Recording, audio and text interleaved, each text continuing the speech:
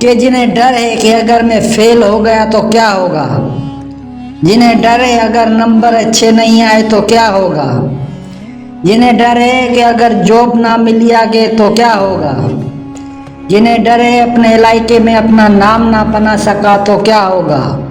لوگ اس کا مذاق اڑاتے ہیں، وہ کچھ کرنے کی کوشش کرتا ہے مگر اندر کا ڈر اسے پیچھے کھینچ لیتا ہے۔ وہ انسان فیصلہ کرتا ہے کہ چھوٹے چھوٹے قدم اٹھائے گا، اندر کی کشمکش اسے کھائے جاتی ہے کہ یہ میں کیوں نہیں کر سکتا۔ لوگ ابھی بھی باتیں کرتے ہیں، تنقید کرتے ہیں، وہ یہ بھی سیکھتا ہے کہ ہر بات کا جواب دینا ضروری نہیں ہے، اپنے کام پر فوکس رکھتا ہے، وقت کے ساتھ وہ اپنے خوف کو ہرا دیتا ہے۔ لوگ جو پہلے مذاق اڑاتے تھے اب اس کی تعریف کرتے ہیں، چھوٹے لیول پر دوسروں کو موٹیویٹ کرنا شروع کر دیتا ہے۔ وہ کہتا ہے میں جیتا نہیں، میں نے اپنے خوف کو مات دی ہے۔ وہ اب ایک مثال بن جاتا ہے کہ ڈر کے بعد حوصلہ ہے، کامیابی کا راستہ ہے۔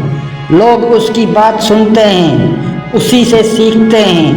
وہ کہتا ہے لیڈر وہ نہیں جو دوسروں پر حکومت کرے، لیڈر وہ ہے جو اپنے ڈر کو شکست دے کر دوسروں کو راستہ دکھائے۔ تو دوستو اگر آپ کو میری کہانی پسند آئی ہے تو کمنٹ کر کے اپنی رائے کا اظہار ضرور کریں اور میرے چینل کو سبسکرائب